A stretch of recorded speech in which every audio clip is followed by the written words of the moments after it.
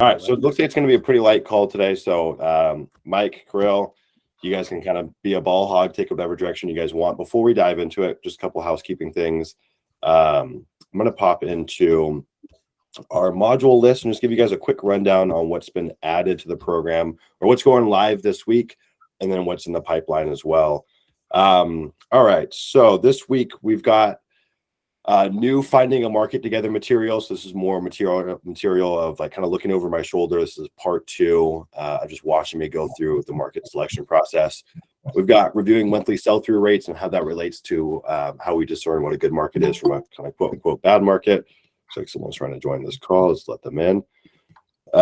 We've got how to use the under contract filters, how we use that to suss out like real-time demand indications, how to use Property Control Center, which is the back end of land.com. We use that both for running comps and just a little bit of market research as well. Mike, who just joined the call, he put together Becoming an Excel Ninja. I know if you're like me when you started in the land business, Excel was not something you were super comfortable with or let alone even familiar with. And so we don't use the full suite of tools, but I think it's good to know how to at least be deadly within Excel. So Mike put that together. Direct mail economics, so kind of going down through the KPIs that you want to see with your direct mail and what you should expect to see and how you can kind of say, yes, this is working, or no, this isn't working. And then also going through someone else is trying to join this call. Also going through some worst case scenarios, like when mailers bomb, what does it actually look like? And I think a lot of the kind of the shocking answer there is it's actually pretty damn easy to salvage a quote unquote bad mailer. So we actually go through real mailing examples, break down all those numbers. And also, we've had a lot of folks that have joined this program that come from the world of, send 20 offers a day or send 1,000 offers a month, and you'll get, that one perfect deal. And obviously, we know that to not be true, right? So kind of dispelling some of the myths around direct mail. We've got an acquisitions KPI tracking sheet that we built out, so you guys can kind of piggyback off of our template. In my opinion, if I were to track any KPIs in our business and I had to only track 3 or 4 different variables, they would probably all be related to my acquisitions team. So having a KPI sheet that you can use, and then we kind of break down how to use it. Watch Sumner comp properties in real time. Some fun stuff. How to use should you use Facebook or not? How to use drip texting through simple texting to engage buyer leads. We've been using this a lot for our repricing strategy. We also have a module on the repricing strategy. Stuff on hiring your first acquisition manager. We have a really long module that just got put up that's going over different deal funding strategies. So we go over deal-based joint ventures, bank line of credit, institutional financing, promissory notes, multiple investor debt funds, equity partnerships, whole 9 yards. The golden goose that everyone wants, which is in the works, is utilizing launch control. Like I've said in the past, this is really a course within itself that's kind of being baked in. So that should be up before the holidays. But everything I just listed through will be live by the end of this week. And actually, speaking of deal funding and financing, I just got a text that we've been approved for 765,000 bones from a bank out in Texas for a subdivide project, which is exciting. Just need to get the deal signed. So just don't congratulate me yet. Still waiting on that purchase agreement. But it should come through, which is it's been a really cool experience though to go through the rigmarole of getting financing. I will say it's slow and arduous, but it's not as bad as everyone has made it out to be. And if you've got your finances in line, it's actually pretty damn easy. And once you do it for the first time, you can leverage that relationship for other deals, and it just is going to blow up your cash on cash return. There's even folks that even if you're not doing like a value add subdivide play, you could even use it for higher ticket deals. Maybe there's just not enough spread in that deal. Let's say it's a buy for 100, sell for 150. A lot of these banks are looking at like 25 to 30% down. And so when you look at the cash on cash return for something like that, it makes a lot of sense. So it also opens up deals that maybe you would have passed on, which is interesting as well. So, all right, it's going to be a light group today. Let's just get a little round table. How's everyone doing? Doing well, yeah. Chilling. Pretty good. All my California guys look like it's freezing outside, and the guys from Canada and the Midwest are wearing t-shirts. What's going on here? Dude, it is cold here in San Diego. It's like 45 degrees last night. It's freezing. Yeah, it's pretty cold. I want a tax refund. What's up? You pay too much money to be cold in this fucking state. Yeah, I know. What's up with the sunshine tax? That's why I'm leaving. I'm over it. Do you guys hear me? Yeah, I got you. Oh, okay, good. Because my mic wasn't working. Yeah. Well, cool.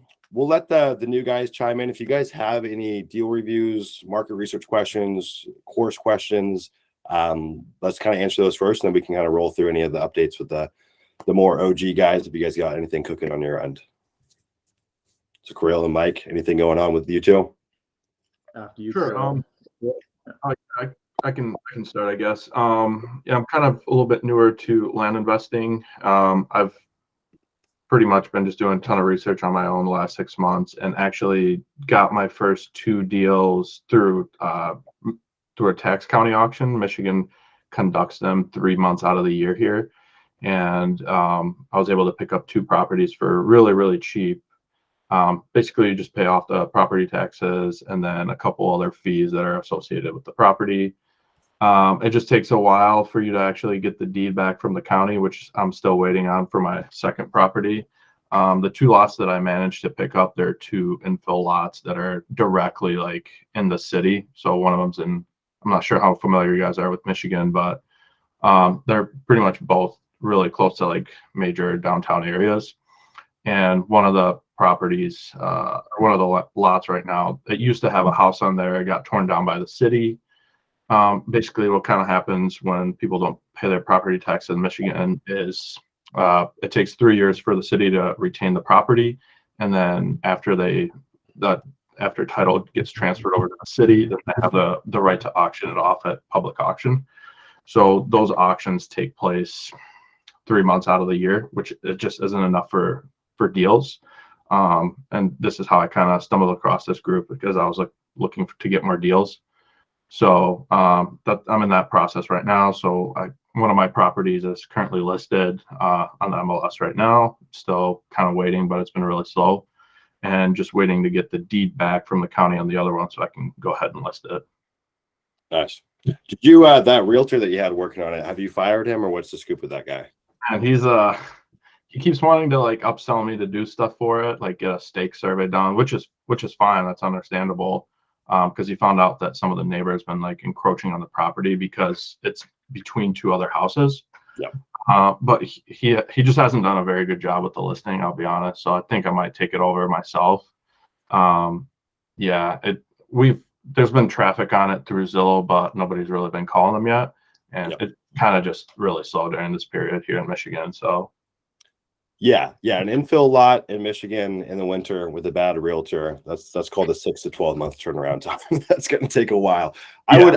I would get him off that as quickly as possible. I think also too, just for where you're at in the journey, we want to be getting your hands dirty with the disposition stuff. Yeah. I wouldn't peel that out just yet. Just a quick side note, I actually just got an email. We had a new member just join the program like 2 minutes ago, and these guys, I had a call with them a couple of days ago, and one of their first deals, I think it's just interesting for all the newer guys in there. One of their very first deals was in Northern California. It was a buy for $290,000, sell for $650,000. Pretty crazy. And this is the power of having good financing, though. They went and used another land investor. There were some terms in there that they didn't look closely enough at, and they ended up only making like 40 grand on the deal. So the deal funder walked away with a ginormous spread. That's why getting cheap capital is important. So, Krill, with where you're at in the process, questions, concerns, comments, anything coming up that we can address?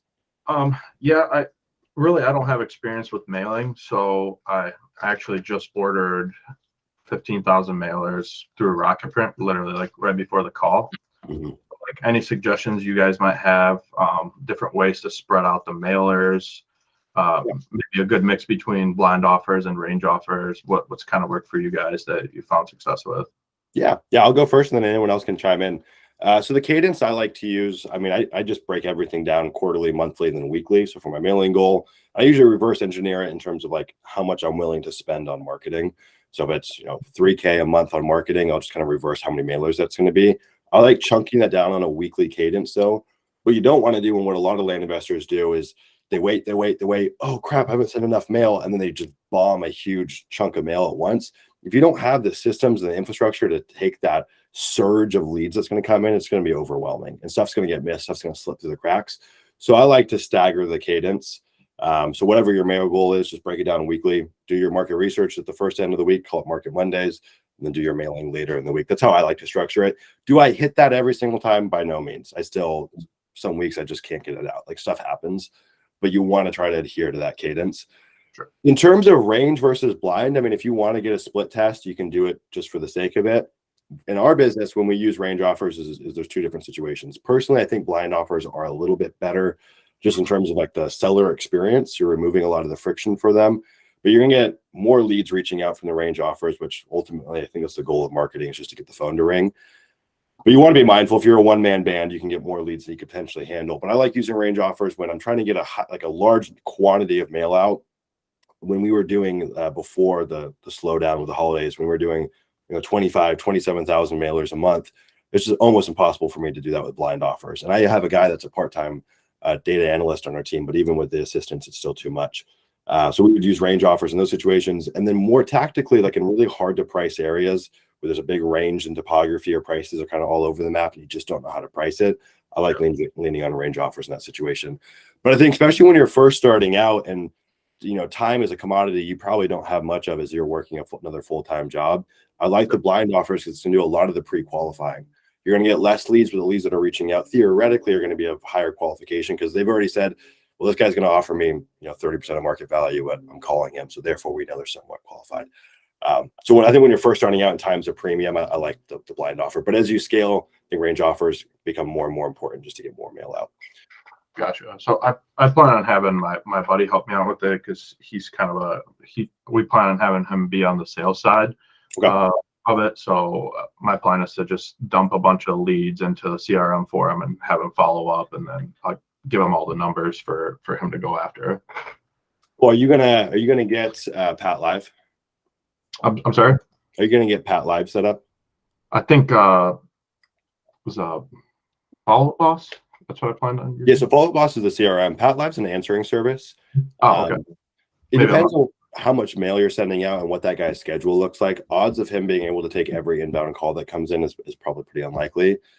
Okay. We like Pat Live because it's that first touch. They're never going to miss a call. They answer the phones at all hours every day of the year, and then they can kind of push that into your CRM, and then he can take over more as like an acquisitions manager. But that first touch, it's nice to have it where you don't have to worry about it ever getting missed.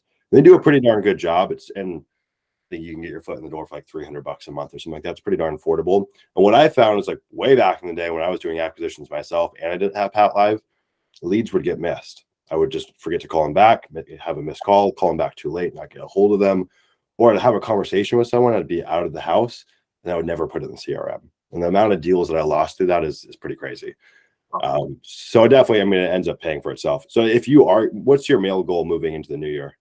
I'm gonna try to do 3,000 a month. So you should be able to handle that without Pat Live. But I think it's like as you start rationing up 5,000, 10,000, Pat Live is a must at that point. Gotcha. Okay, good to know. Cool. Mike, what about you, man? How you doing? What's up, guys? Hey, Chris and Mayor, didn't meet you guys last time, but I'm new to the group. Been in since last week, I believe. Carol, nice to meet you too. Yeah, and I think I told you last time I had a couple of deals that I got in the Midwest. One is closed and listed. So far, it's a small county, like tiny county. I'd say it's got about 100 to 150 views per day so far on Zillow. There's like, I think 6% saves. I think you mentioned 10% being a good benchmark. The agent seems to be I did it through Realtor. He's pretty happy with results so far, kind of above and beyond what he expected. I got another one coming through closing, just signed off, and I have a funding partner, sent the wire today. Hope to have that closed and listed later this week, same Realtor. And one's kind of an infill, one's more rural, vacant with like a bit of waterfront. And so those two. And then currently working on, I am looking at,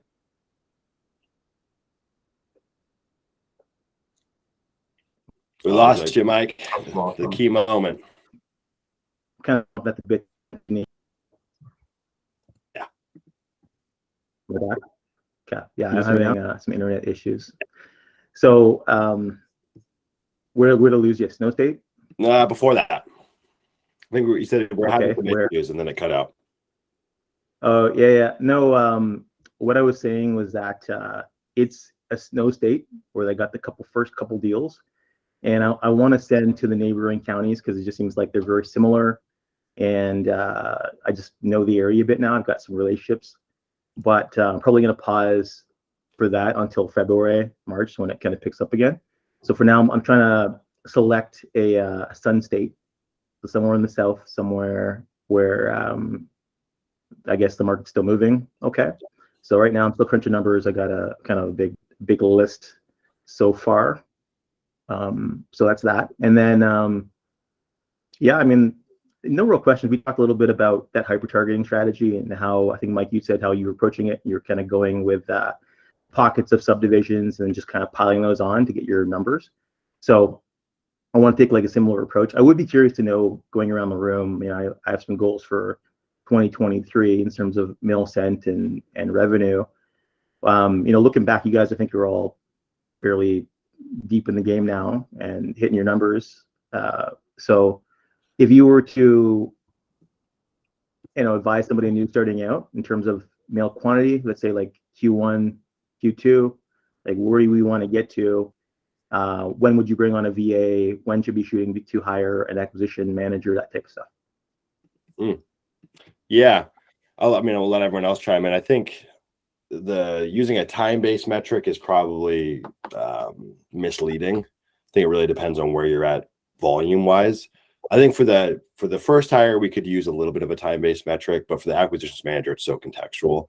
But for your first, in my belief, the first hire is a generalist VA. It's the only time we're ever going to hire a jack of all trades in this business.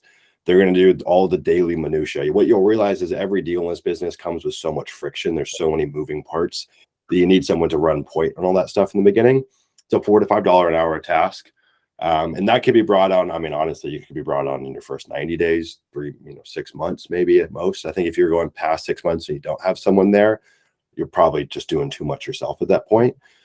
Acquisitions manager, again, it could be 6 to 12 months, but that's a huge range. I mean, I think if you're consistently sending out 10,000 pieces of mail and you're doing, call it 2 deals a month, you should have an acquisitions manager on your team for sure. At that point, there's too much. Like if we send out 10,000 pieces of mail, just a baseline whatever campaign should bring in 40 to 60 leads, somewhere in there. Not all of those are like perfectly qualified leads, but 40 to 60 people that go through Pat Live that hit us. That's just a lot for one person to manage. And you'll have a pipeline of old leads and you'll have deals that you're trying to sell. It just becomes too much. So yeah, usually at that 10,000 a month consistently, I think you should bring on an acquisitions manager. And if you're super savvy, you just bring them on early.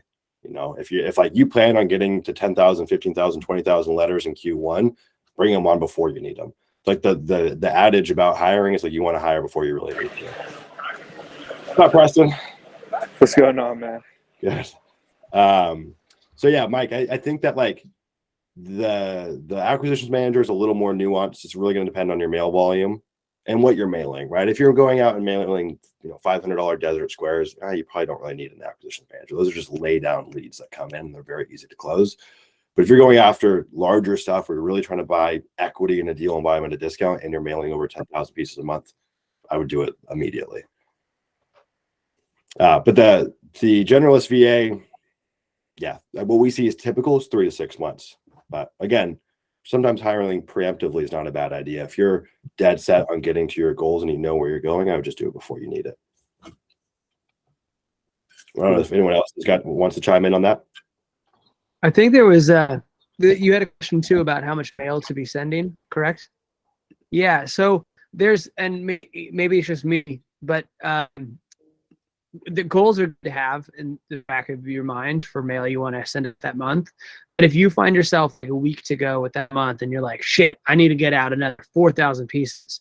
When I feel rushed to get out like extra mail just to hit a number goal, those mails actually tend to be shit. And either I don't get deals or the deals that I get are bad, just trying to hit a number. So like I would suggest just have a number in mind. Say you're trying to shoot for 5,000 a month and just make sure that it's meaningful mail. So if you don't get right to your goal towards the end, don't just rush to get it out. And in the end, it's going to be a waste of money. So that's what I would suggest. Chris, that's a great point. Mike, you come from the sales world, right? I'm sure at some point you had, a VP of sales over you or something like that, and you're trying to hit your call metrics or whatever. you could just dial a bunch of numbers and have meaningless conversations, but I would rather take one meaningful conversation over 100 dials. I think Chris brings up a good point. Like mail it's like this blend of an art and a science, and it's very much skill based. So yeah, I think we want to stick to our goals, but if we're going to sacrifice hitting a goal and reduce quality, it's probably not worth it. That's a really good point, Chris. I think like a lot of times we feel like it's a job well done just because we hit that number, but there can be a wild spread in terms of the quality of that mail. What about everyone else here in terms of Mike's question? So I recently heard something very interesting, that it was like a contrarian kind of thought. And that is that most people say, well, start hiring for things they really hate doing. So like a reactive kind of hire. So like, do you hate pricing your mailers if you're doing blind offers? So hire someone to do that. But what this person was saying is, don't do that. Just hire for roles. Don't hire for like tasks, right? So like, think, what do you want your business to look like in a year? And start hiring department heads. You know what I mean? So there's acquisitions, there's dispositions, there's, for example, right? So like, you want to start hiring people to like eventually put people under them and train them and start building your organization and your hierarchy in a smart way.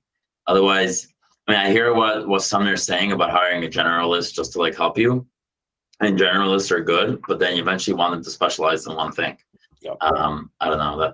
That's yeah, I think it's a good point, Mayor. And it's tough because it's like sample size one, and I don't know how repeatable this is, but I got incredibly fortunate with the role that I hired for our quote unquote generalist VA, and I burned through a few in the beginning.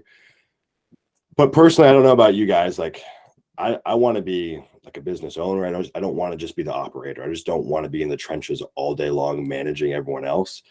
And so I always had this vision of having like a COO role, right? And I wanted to be the CEO. But I didn't really know how to hire for that. And I got incredibly fortunate where we had this guy, Newman. He's been with us for almost 2.5 years. And he's risen through the ranks. And because he's worn every hat in the business at one point or another, he's become so proficient at managing the teams beneath him that he oversees our dispositions team, our acquisitions team, like the kind of the operation stuff in the middle. And I tell everyone, like, my business would not exist without a Newman. Now, I don't know if that process is repeatable. Like if it's go hire a generalist VA and then they'll become groomed for that role, or if I just got incredibly lucky. But I do think that like it is hard to hire for a role like that, like an operations person, unless you've got big bucks to spend on the salary. But you can groom someone for that role. But I think for acquisitions and dispositions, no, spot on. Like, hire at the top and then start filling from the bottom. Is Russell, Newman? Is Newman U.S. based? No, he's not. So I've had one U.S. based employee that was kind of filling that operator role, and the cost differential versus the value that I got from it, it didn't feel unbalanced for me. And so Newman's actually, believe it or not, is from Pakistan. And I don't think there's a lot of folks that are even hiring out of Pakistan. He's from Lahore, Pakistan. So it's actually a very large city. It's like a metropolis in Pakistan. And the guy is super proficient. He actually ran like 30 or 40 folks in a call center in Pakistan for like this taxi company in the UK. And he almost has a British accent. It's bizarre just because he was working with a lot of Brits for a long time. So his English is perfect. He's got incredible kind of managerial capabilities. And again, it's hard to suss out if I just got incredibly lucky in that situation, if it is repeatable. But I do think we all need a Newman. And so in my head, I'm like, it would be really hard to go hire a Newman. It would be easier to groom someone for that role, in my opinion. But again, sample size one. So I'm like, I don't know how repeatable that is. But I think when we're looking at like acquisitions or dispositions in a place like that, you want to be hiring top hierarchy managers and then filling in at the bottom. So I think Mayor's spot on with that. Preston, you on the slopes right now? You better go. Yeah, I took refuge in this cabin up here. My face was freezing off, so I decided to jump on. But yeah, it's dumping out here. Wow, looks fun. Are you a snowboarder? Skier. But it's like my first powder day, so it's a little bit different kind of skiing. I've noticed, but it's good. Yep. That's fun, man. I've been reading a lot of books on avalanches recently, so be careful out there. I don't know. It's a very weird topic. I've been diving deep. Dude, I could hardly see, and I went down this black I did not intend to, which made me think of that. But yeah, I have a question. just to confirm, because I'm actually going through your disposition classes now that I'm like kind of transferring to that side more. Do y'all always list even before the official closing, right? Yeah. So back in the day, I used to list like right when we got the contract, boom, we're getting that puppy listed. I will typically wait till we have the title commitment and then we'll list. Just if there's any weird oddities that we didn't catch on the front end with the due diligence. And usually, like at that point, we typically don't have the drone photos yet. After we've approved the title report. And so we'll just have my team mock up some really basic like Google Earth images and put lot outlines and whatnot. And we'll use those as placeholders. And I would say, I mean, it's different now as things have slowed down, but when in the heat of things during the middle of the year, maybe 15 to 25% of our deals would sell before we'd actually put the money into close, which is always awesome. Gotcha. Okay. Yeah, definitely works. I've had it blow up. I didn't end a deal, but I had one seller who went and saw the listing, but they were totally fine. They were totally fine with it. So I think it's very unlikely that you blow up. But obviously, MLS pulled back on that until you close, in my opinion. Cool. Speaking of MLS stuff too, I know Preston, you were on board with this, and a few other folks might have been here on that call. And Mayor, this might apply to you as well. I've got a contract lawyer. It took me a long time to find someone that knew what they were doing, but they're drafting up like a bona fide double close contract that we can utilize. Mayor, if you want that too, it'll be in the program. So they just sent me a different contract, but they said it's going to be done here in like a week or so. So that'll be uploaded in the program here shortly too. Cool. Any additional questions, Mayor? It looked like you were going to say something in response. Yeah, I had a question. How'd you find Newman?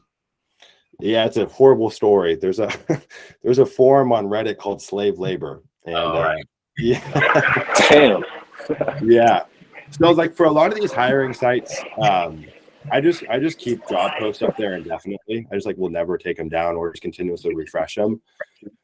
So, I mean, I was going through, this was 2.5 years ago or so, a little bit less than 2.5 years ago. I was just consistently going through interviews, and we have this guy down in South America who's in Colombia. And I've had this happen a lot with our lower level employees. He was a fine employee, but he just went up and vanished, and he was just gone. And it was a traumatic experience for me because we really relied on him. I had one other employee at the time, that was the guy that was here in the US. So I said, okay, I'm not going to let this happen again. So I'm just going to kind of keep a consistent pipeline of candidates coming in. I just have never turned it off ever since. So this, man, it's not to say that slave labor is the end all be all place to find candidates, but I think it is a testament to keeping yourself open to. And right. I think you do this as is. I think you're always interviewing people, right? Yeah, I am. And I did check that slave labor after you told me. It was hard to figure out how to use in general. I'm not a huge Reddit user, but yeah. So I had trouble with it because I wasn't a big Reddit guy either. So it's based on how seasoned your account is. So I had to kind of piggyback off one of my friend's accounts and post it on his. So you have to have more seniority or something like that. Whenever I try to post something, they always kick me out. They always find something wrong with me. Yeah. No, they're sticklers, man. Yeah, they're like, my God, I was just trying to ask a question. Yeah. You gotta be part of the community, or I don't know what. Yeah, so there's some weird reciprocity thing too. You get points for responding and stuff. I don't know. There's a whole little ecosystem over there. Anyone got anything else going on? Deal reviews? I want to look at some deals. Who's got some deals? I actually do have a deal if we want to look at it. Yeah, pop it in the chat. Yeah. Why are you popping? What's that, Mayor? You pop it off? Yeah, sorry, guys. See you, Mayor. For solid base hits, Sumner, are y'all seeing average days on market, or is it just all over the place? Sorry, say that again. I was wondering, just days on market, what you're seeing for just solid base hit deals, or is it kind of all over the place? I mean, yeah, it's definitely all over the place. From a broader perspective, everything's really slowed down a ton. Now, there's still some markets that are picking up steam and doing pretty well, but I mean, we've been in such a luxurious state where things are just selling so quick. So 30 days was kind of the norm for the last year to 2 years. I'm seeing most things 90 to 120 days. Just wow. A general expectation. Yeah. And there's some markets that are going to be way slower than that. But it really depends. I mean, it's not to say that you're not going to post a property and sell it like that. It does happen. But yeah, I would just, in terms of reframing your expectations, 90 to 120 days. The ironic part is back in the early origin of land investing, 90 days was the old adage. Just what everyone would talk about. And then we just got used to these, 30-day turnarounds. What's up, JJ? Oh, man. All right. Chris, I'm going to have you mute. It just sounds like there's a lot going on in the background. I'm going to get this pulled up for you, Mike. We'll go through this deal. While I'm pulling it up, give us a little context. What's the story here? This is actually from just a text deal. It's just What have you been texting on, Mike? I know you're not using launch control, are you?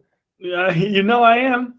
Oh, Mike. So I actually tried using batchleads.io, but they had me register my LLC to text through Twilio through them. And for some reason they couldn't find my LLC, my S Corp. And for some reason they couldn't find my S Corp when I gave them my EIN. Yeah. So I just went through launch control. It seems like they have more or less the same restrictions and texting requirements to follow the TCPA, but yeah, I think that batch leads has kind of stepped their game up a little bit in response to launch control. For sure. Yeah, because I used to use it months ago. It's not like it is now. Yeah, but I still think launch control is better. In fact, just yesterday, we got all of our texting paused because a couple carriers had flagged us. And so just proactively, they said, hey, we're putting a cancel on any more mass messages for the day just to let it cool down. I don't know if batch leads goes to that same extent. And then one of the things they did is they had someone go into our account and edit all of our templates and jumble them up. So when we did start sending today, it was all different text, so the carriers wouldn't pick it up. I just feel like they go above and beyond. Which I've never used batch leads to the same extent, so I can't speak to it exclusively. But hey, did you use our discount code or what? For what? I'm just kidding. For launch control.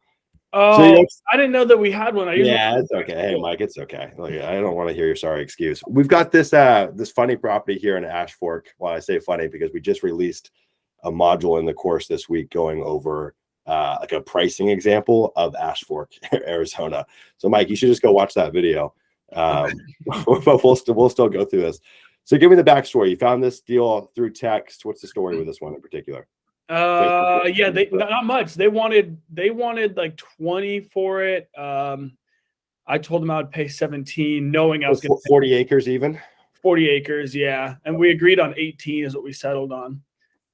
I mean, you and I have bought deals out here all day long at this same price point with the same size. This one just doesn't have it doesn't have that many trees, and it does have road access, a legal road access, but the road is just not that great. I don't know why the topo map's not pulling up. I'm guessing there's a little bit of a hill right here. It's more or less pretty flat though. Yeah, it looks like there we go. It looks like it kicks up just a tad. Let's see if I'm right. Yeah. Oh, it's actually a bit of a ravine. Then it kicks up. What's the elevation of this property, Mike? I don't know that. I don't know. Oh, that was like snow back there or something. Seems weird. Okay, cool. So what are you saying in regard to comps out here? So that one right next door sold for 65. Way too high. So that property does have road access, but it's a similar road, right? It's not really. It's just kind of. Yeah, but this is a county road, and I don't think yours is a county road. Yeah, it definitely is better road access than mine. Dude, this is a sorry excuse for a road right here. Yeah, but if you look at Santa Fe Road, it's not that much better, even though it's a county road. But theoretically, it's meant to. Yeah, I guess it is not that much better. It's like a tree growing in the middle. Yeah. So yeah, granted, it does have road access. Does have trees. And this does have a little more foliage, as we like to call it. Right. The other thing too is is it this one right here, or is it this one? It's one to the left. Okay. So I guess I was going to say this one's got the road intersecting, which always hurts value. This one's only at the top corner. It's not too big of a deal. So let's go pull up and look at some comps. I mean, I've sold a lot of properties right out here in the past, so I feel like I've got a pretty good read on value. I've been surprised though. I would say 36 to 40 acres, you should be getting 32 to 40 grand all day. It really depends on the foliage. People eat up the stuff that has some trees on it. And also how easy it is to get to. A lot of these look misleading where you think oh, it's not that bad. And some of them are really tricky. What I like about this though is you got Route 66 right here. So I reckon it's not too hard to get to. I've sold a bunch of properties right back here.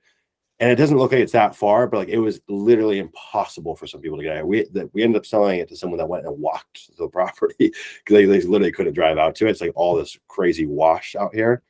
So I like the fact it's got close proximity to Route 66. And now we're going to go look at some comps. But my only hesitation, and I haven't worked in Yavapai in a little bit, is I just don't know if this place has come to a screeching halt or what. It was booming during the pandemic. So this is right in between Seligman.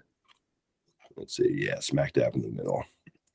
All right. Just because there's a lot of supply out here, let's just first start by looking at what's sold in the last month. Nothing close, at least. Last 3 months, a bunch. And then just to kind of, for ease of viewing, we're just going to draw a little polygon here. Just keep our pocket pretty tight. Let's just go look at land exclusively. I said land.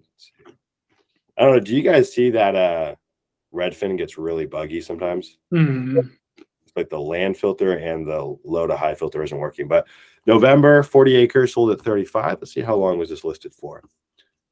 Off-grid 40 acres, 10 by 10 shed on it. So you guys always want to read these listings just to see if there's any improvements. It's got a 10 by 10 shed and listed in July at 59. They stair-step their way down.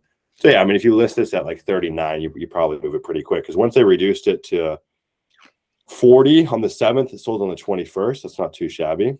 Let's say it went pending and then sold again. One of the things that's interesting about this area, and we actually covered this in the new module that's going up in the program this week, is there's this guy. So this guy in particular, he takes a picture with his Jeep in every single photo.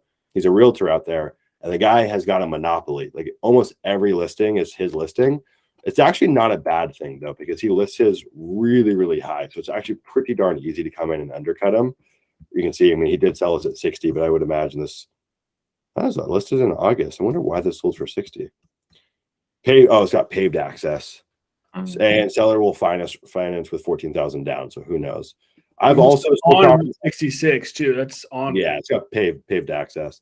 I've also sold properties out here with like 10.5 down or 12.5 down to 10K down. So you can always finance your way out of it. There's a lot of 10 acres selling. Let's see what's for sale. I mean, I think you know the answer. It's probably a no-brainer though. It's just a nice base hit. God dang, this thing is not working. We're going to pop over to LandWatch real quick. So what I'm going to show you guys on LandWatch is how we get a real-time pulse on what's going on.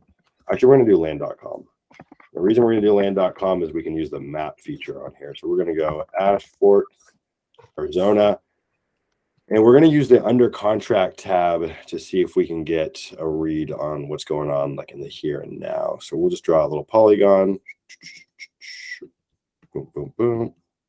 Somewhere like that. And then we'll go under contract, supply those filters. There's nothing under contract. We'll just remove that and zoom out and let's see.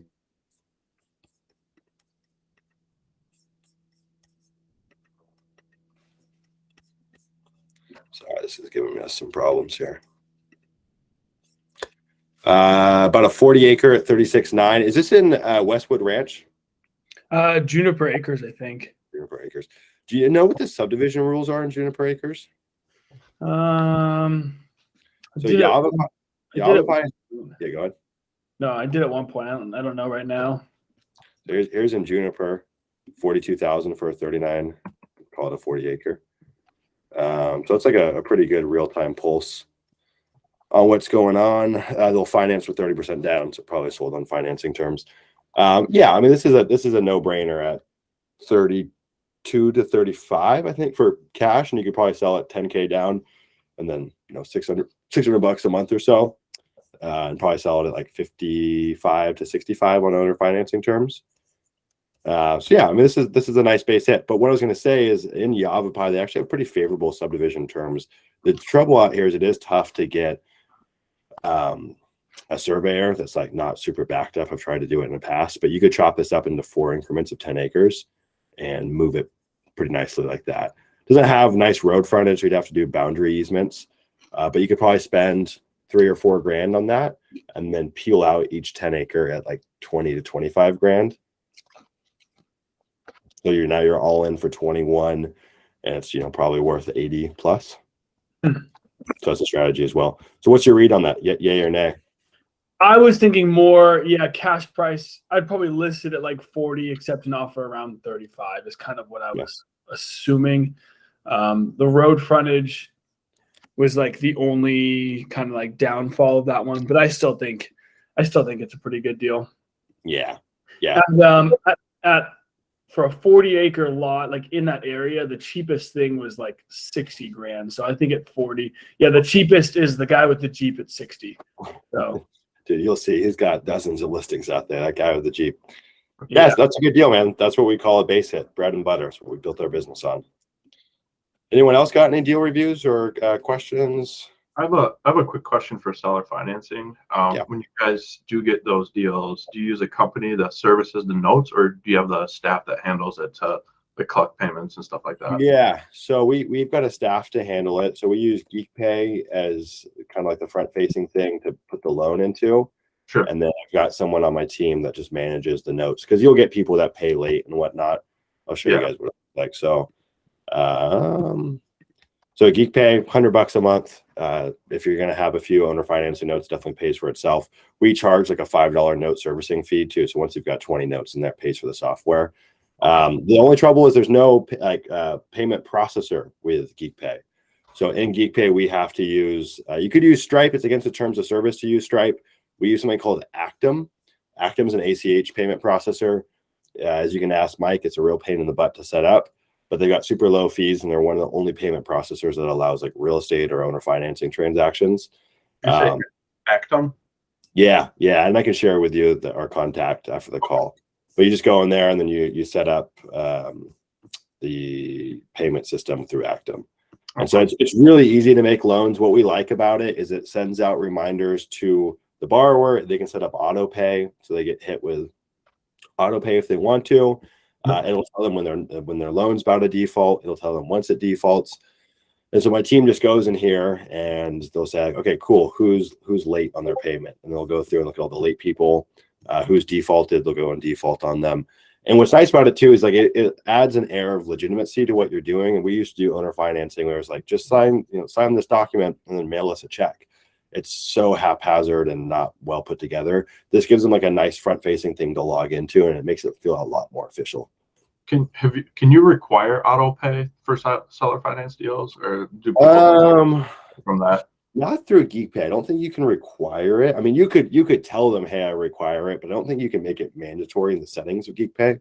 Sure. It's something that they have to elect for. You could tell them, hey, you have to elect for this. That's certainly maybe it'd be easier to stay on top of them that way, just so you don't have to like chase people. Yeah.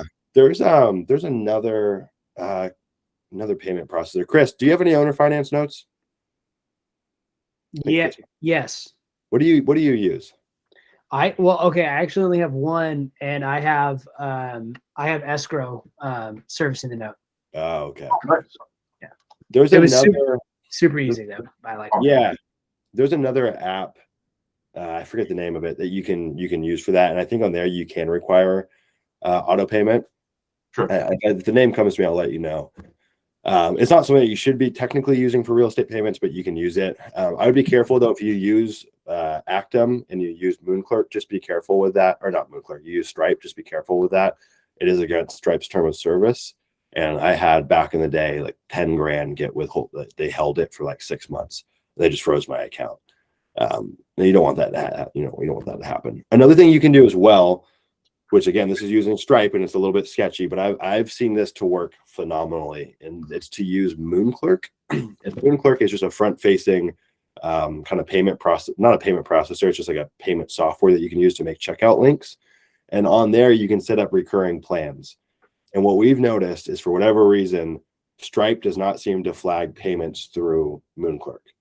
But if Stripe starts seeing a lot of payments from GeekPay, they seem to flag it. And so we've done just a few. Like if some people are just like, hey, I will not use GeekPay, or like we've had some people that don't have a bank account. I'm like, how's that even possible? And so they have to get like a prepaid credit card or something, or debit card. And then we'll set up a plan on MoonClerk, and that does run through Stripe. But MoonClerk almost never gets flagged by Stripe. So you can do that as well. Mike did that in the beginning for a couple dozen payment plans. And MoonClerk's free to use. And you can set up recurring plans on there that auto pay. Okay. So you said Stripe just flags GeekPay for some reason. Yeah. It's not a sure thing that you're going to get flagged. I've got some friends in the business that have been doing it for years and never been flagged. I got flagged within a few months on GeekPay. But on MoonClerk, I've never been flagged. And I don't think we ever will. We've been using it for years. Good to know. Yeah. What percentage of your deals would you say are seller financing versus ones you sell cash direct? Yeah, I mean, last year it was predominantly seller financing. Mhm. I would say it was probably 70-30, 70% owner financing. This Okay. year pretty much flip-flopped, 70% cash or so, remaining was owner financing. My big prediction moving into next year for most people, it's probably going to look more like 50-50. Okay. I just think it's a tool in our tool belt. It's something that's going to be requested a lot more by buyers. It depends on the property types that you're going after for sure. But it's not like, I think a lot of people in this business look at it as a business model within itself. Either I'm an owner finance seller or I'm not. I just don't think we really get to make those choices. It's just a tool that we get to use when it's applicable. Something. And personally, Oh, yeah, go go ahead. ahead. Sorry.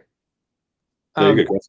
Something I just thought about this actually earlier. I have 3-4 properties kind of paying my ass. They're just sitting there.